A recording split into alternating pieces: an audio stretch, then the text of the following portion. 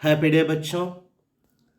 यह है San academy Pallikaranai में आपका हार्दिक स्वागत।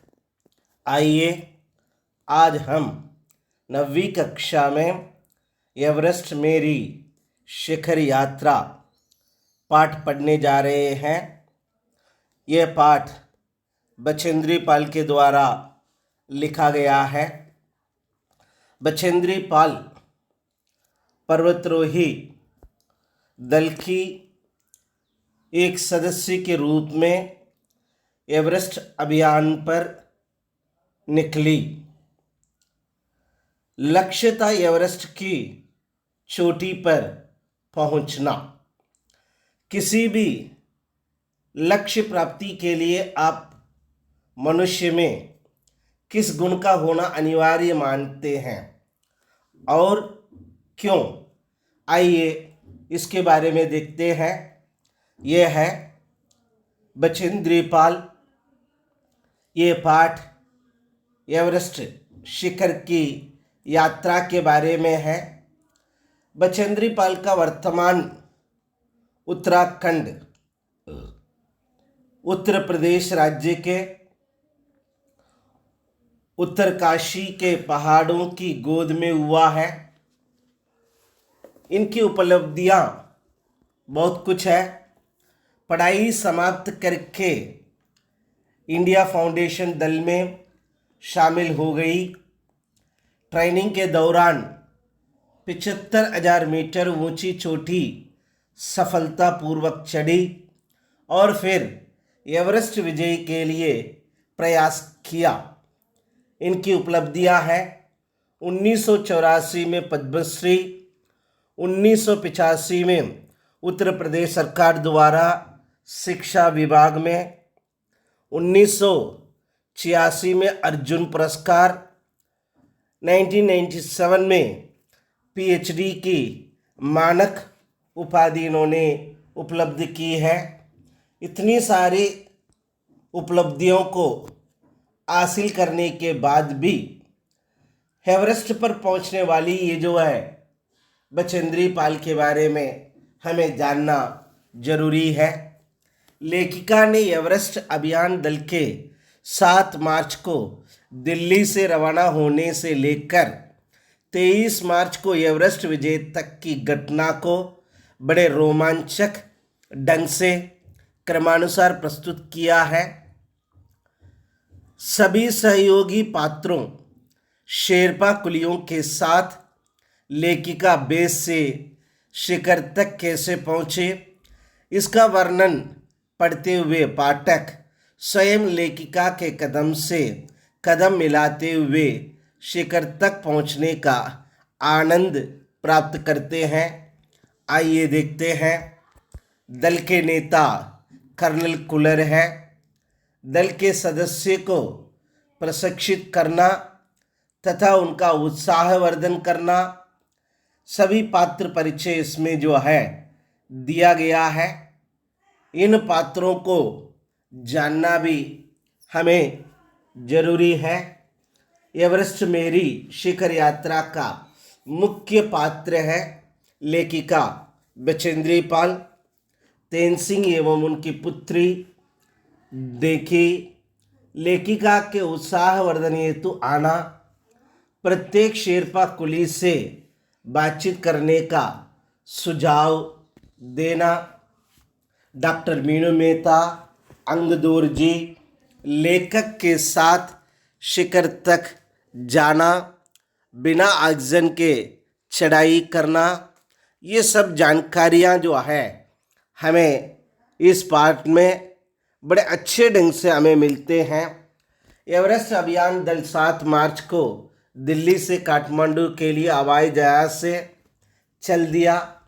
एक मजबूत अग्रिम दल बहुत पहले से ही चला गया, जिससे कि वह हमारे बेस कैंप पहुंचने से पहले दुर्गम हिमपात के रास्ते को साफ करके नामचे बाजार शेरपे लैंड के एक सर्वाधिक महत्वपूर्ण नगरीय क्षेत्र था। अधिकांश शेरपा इस स्थान तथा यहीं के आसपास के गांवों के होते हैं। यह नमचे बाजार ही था जहां से मैंने सर्वप्रथम एवरेस्ट को निहारा, जो नेपालियों में सागर माता के नाम से प्रसिद्ध है। मुझे यह नाम बहुत अच्छा लगता है। एवरेस्ट की तरफ गौर से देखते हुए एक बारी बर्फ का बड़ा ब्लूम देखा, जो पर्वत शिखर पर लहराता हुआ ध्वज सा लग रहा था। मुझे बताया गया है कि यह दृश्य शिखर के ऊपर तक आसपास 150 किलोमीटर अथवा इससे भी अधिक की गति से हवा चलने के कारण बनता था, क्योंकि तेज हवा से सूखा बर्फ पर्वत पर उड़ता रहता था। बर्फ का यह ध्वज 10 किलोमीटर से इससे भी लंबा हो सकता था। शिखर पर जाने वाले प्रत्येक व्यक्ति को दक्षिण पूर्वी पहाड़ी पर इन तूफानों को झेलना पड़ता था। विशेषकर खराब मौसम में यह मुझे डराने के लिए काफ़ी था। फिर भी मैं एवरेस्ट के प्रति विचित्र रूप से आकर्षित थी और इसकी कठिनतम चुनौतियों का सामना करना चाहती थी। शिखर छोटी, विचित्र, अनोखा। कठिन का मतलब सबसे कठिन, चुनौती का मतलब संकट। जब हम 26 मार्च को पेरिस पहुँचे, हमें हिमस्खलन के कारण हुई एक शेरपा कुली की मृत्यु का दुखद समाचार मिला। कुंपू हिमपात पर जाने वाले अभियान दल के रास्ते के नीचे खिसक आई थी। 16 शेरपा कुलियों के दल में से एक की मृत्यु हो गई, 4 घायल हो गए। इस प्रकार इस समाचार के कारण अभियान दल के सदस्य के चेहरे पर छाए अवसाद को देखकर हमारे नेता कर्नल कुलर ने स्पष्ट किया कि एवरेस्ट जैसे महान अभियान में खतरों को और कभी कभी तो मृत्यु भी आदमी को सहज भाव से स्वीकार करनी चाहिए। उपनेता प्रेमचंद, जो अग्रिम दल का नेतृत्व कर रहे थे, 26 मार्च जब पेरिस लौट आए, उन्होंने हमारी पहली बड़ी बाधा कुंपू हिमपात से अवगत कराया। उन्होंने कहा कैंप एक 6000 मीटर जो हिमपात के ठीक ऊपर, वहां तक रास्ता साफ कर दिया गया। उन्होंने यह भी बताया कि पुल बनाकर, रस्सियां बांधकर तथा झाड़ियों से रास्ता चिन्हित कर सभी बड़ी कठिनाइयों का जायजा ले लिया गया। उन्होंने इस पर भी ध्यान दिलाया कि ग्लेशियर बर्फ की नदी और बर्फ का गिरना अभी जारी है। हिमपात में अनियमित और अनिश्चित बदलाव के कारण अभी तक किए गए सभी काम व्यर्थ हो सकते हैं। हमारा रास्ता खोलने का काम दोबारा करना पड़ सकता है। इस प्रकार से बेस कैंप के बारे में जानकारी दी गई। जलवायु अनुकूल न होने के कारण, खराब स्थिति होने के कारण रसोई सहायक की मृत्यु हो गई। ये निश्चित रूप से एक आशाजनक स्थिति नहीं था। ऐसे व्यवस्था में, ऐसे समय पर हिमपात अपने आप में एक तरह के बर्फ खंडों का अव्यवस्थित ढंग से गिर रहा था। अन्य कारणों से भी अचानक प्रायः खतरनाक स्थिति धारण कर लेती थी। सीधे दरार पर दूसरे दिन नए आने वाले अपने अधिकांश सामान को हिमपात के आधे रास्ते में ले गए। डॉक्टर मीनू मेहता ने हमें एल्यूमिनियम की सीढ़ियों से अस्थायी पुलों को बनाना, लट्टों और रस्सियों को उपयोग, बर्फ आड़ी तिरती दीवारों को रस्सियों को अवगत कराया गया है। तीसरे दिन के बारे में जानकारी दी गई है। बेस कैंप पर कैसे कर्नल कुलर उस समय वहां पर पहुंचे और पहुंचने की सूचना, क्योंकि कैंप एक पर पहुंचने वाली केवल हम 2 महिलाएं थीं।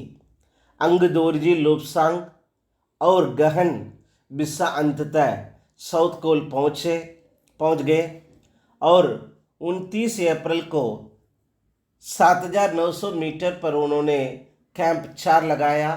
यह संतोषजनक प्रगति थी। ऐसे जब अप्रैल में मैं बेस कैंप पर में थी, तेनसिंह अपनी छोटी पुत्री के डेंगी के साथ हमारे पास आए। उन्होंने विशेष रूप से सभी जानकारियां अभियान दल के बारे में दे रहे थे, लेकिन ये स्पष्ट किया गया कि शिखर पर पहुंचने से पहले उन्हें 7 बार एवरेस्ट पर जाना पड़ा।